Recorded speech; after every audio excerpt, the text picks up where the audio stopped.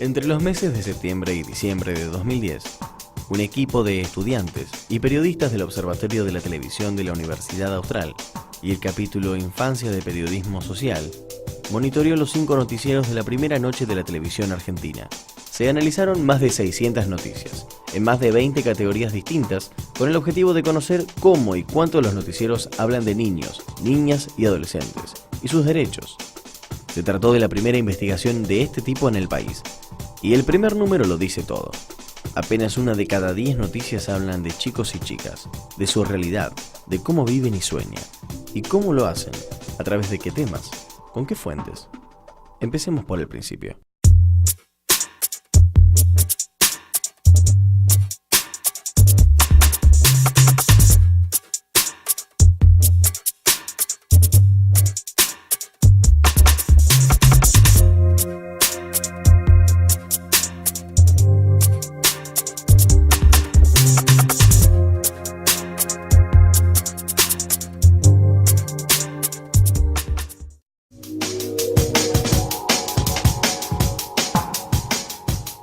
Para los noticieros, la realidad de chicos y chicas se divide en 2.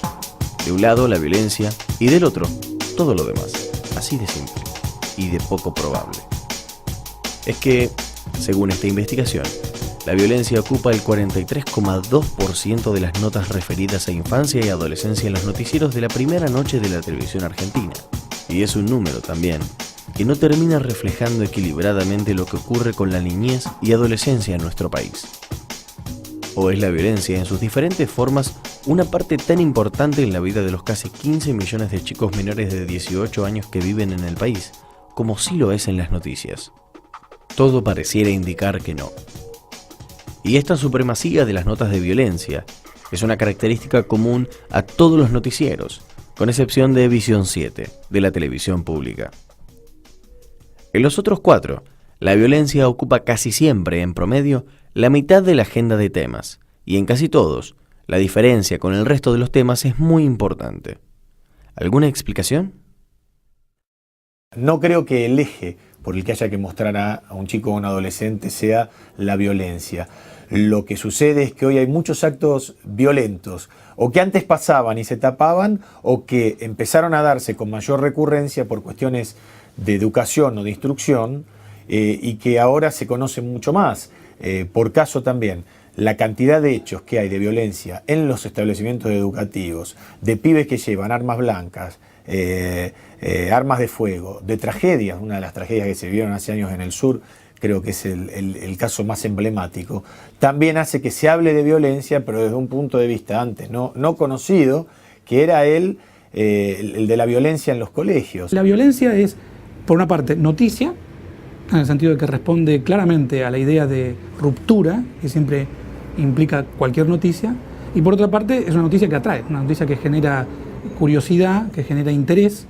Me consta que muchas veces los directores de noticias extienden la duración del noticiero porque van registrando con el minuto a minuto, con el rating minuto a minuto que le suministra Ibope, que una noticia de violencia está generando mucho rating, por lo tanto la mantienen, ¿no? Cuando nosotros decimos que, aunque vos creas en este momento que ese chico es ni más ni menos que el victimario, sabe que también es víctima, llega una aluvión, pero una aluvión de mensajes a Twitter, a la web. Es tremendo. Violencia, violencia, violencia. Y hay más números llamativos. La mayoría de las notas, un abrumador 80%, se refiere a chicos que fueron víctimas de alguna situación violenta. Casi el 50% de las noticias sobre adolescencia y niñez están relacionadas con la violencia. En general, la violencia es una conducta, está vinculada con una conducta desviada. Por lo tanto, los tópicos con los que se suele asociar a los chicos o a los jóvenes son tópicos negativos. ¿Y cómo se cuentan esas noticias? El 93,7% de las notas no usa estadísticas. Y lo que es más grave aún, el 6,3% que sí las usa no identifica el origen de esa información. El 96,9% de las notas sobre violencia no cita legislación. La mayoría de las notas analizadas, el 42,9%, habla de chicos y chicas de entre 13 y 18 años. La mayoría de ellos vive en el conurbano bonaerense. Que las estadísticas oficiales no es que no sean certeras, es que no están publicadas. Nos es muy difícil acceder a los datos siempre. Yo creo que a todos los periodistas nos está faltando un acceso a los datos, a las estadísticas oficiales de una manera más segura y más certera. Si nosotras hablamos de la violencia de los jóvenes en la escuela, pero no contextualizamos, no ponemos esa escuela en el contexto de esta sociedad, de ese barrio, de esta sociedad y de este país en el mundo, porque si no parece que los argentinos y las argentinas fuéramos la peor adolescencia, la peor juventud, el peor Paco. Y la verdad es que hay que poner en contexto, esto también es responsabilidad periodística, y luego desagregar qué pasa con las niñas, qué pasa con los niños. Porque si no, nos quedamos con la mitad de la historia. Y en general esto es lo que sucede en los noticieros. Además, se pierde de vista, y yo creo que esto es lo más importante, que niñas, niños y adolescentes son las primeras víctimas, aunque sean ellos quienes estén empuñando un arma, aunque sean ellos los que maten, aunque sean ellos los que estén cometiendo el delito. No es tanto una cuestión de la cantidad de noticias como el enfoque.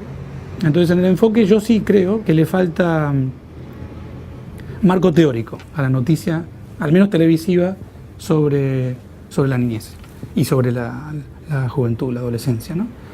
Marco teórico quiere decir una perspectiva que no es periodística, pero que habría que convocar desde los expertos, o habría que documentarse bien, que implica una especial protección jurídica, una especial atención también psicológica y educativa, que muchas veces se nota que los periodistas, cuando hablan de los niños o de los jóvenes, no tienen.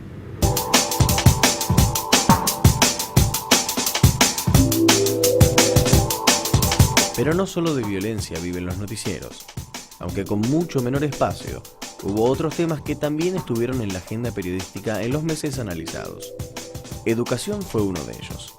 Ocupó el 21,6% del espacio destinado a niñez y adolescencia, aunque la mayoría de las veces se habló de huelgas y problemas edilicios. Casi nunca de la calidad de la educación, de los contenidos, de la capacitación de sus docentes, y mucho menos del derecho que tienen los chicos a estudiar en las mejores condiciones posibles. Lo mismo ocurrió con temas vinculados a salud, presentes en el 13,5% de las noticias. Se habló de muchos temas, pero casi nunca con perspectiva de derechos. Esos tres temas, violencia, educación y salud, se repartieron casi el 80% de la agenda. El 20% restante se ocupó de cuestiones como trabajo infantil, pobreza, medio ambiente y discapacidad. Muchos de esos temas no alcanzaron ni el 1% entre las menciones. Y respecto a los otros temas, salud o educación, a veces esos temas también son temas que se convierten en noticia para el caso de los adolescentes y de los niños, en la medida en que son conflictivos también. O sea, no es simplemente, por ejemplo, por decir, en el tema de educación, que hay un grupo de estudiantes secundarios que están ayudando a una comunidad. Eso es infrecuente que aparezca en la televisión, sino que más bien es una protesta social, una toma de un colegio o alguna situación de conflicto. Es decir, que también dentro de los temas de educación y de salud, creo que también, aparecen muchas veces temas negativos por sobre temas positivos.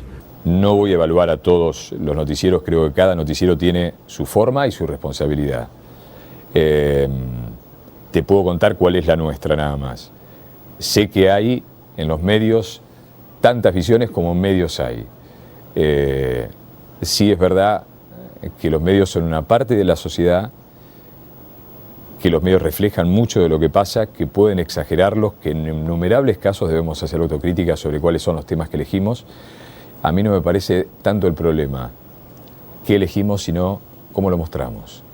Y parece, en algunos casos, no haber límites. Y la televisión se pone cada vez más, digamos, cuando tiene que atraer, lo tiene que hacer a través de cosas circenses, esperpénticas o morbosas, ¿no? Y está encerrada en ese juego. Obviamente los noticieros están en ese contexto, no podrían ser ajenos. ¿Y hasta dónde pensás llegar? Digo, ¿te imaginás ya con un premio Nobel? Quizá.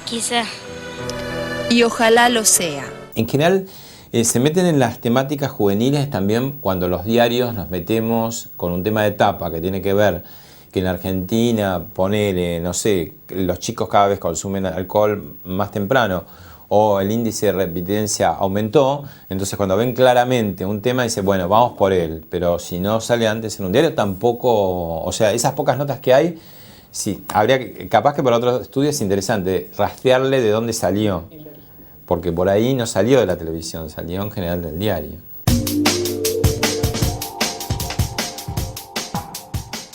¿Y quiénes hablan en las noticias de infancia y adolescencia? Los chicos y su entorno familiar representan casi el 55% de las voces oídas. Con mucho espacio la voz de los propios chicos y chicas, aunque generalmente en notas sobre hechos violentos, de los que fueron víctimas, agentes o testigos. En el resto de las noticias, la participación de los chicos como fuente es relativamente más baja, y en algunos casos es difícil entender por qué no se los escucha. Un ejemplo. Una maratón de lectura de la que participaron más de 1000 chicos y chicas de Capital Federal, organizada por la Fundación Leer, el 1 de octubre de 2010. El informe, de casi 4 minutos, presentó imágenes coloridas de chicos leyendo, escuchó la voz de los organizadores, de los artistas presentes, escritores y docentes, pero no de los propios chicos y chicas que estaban.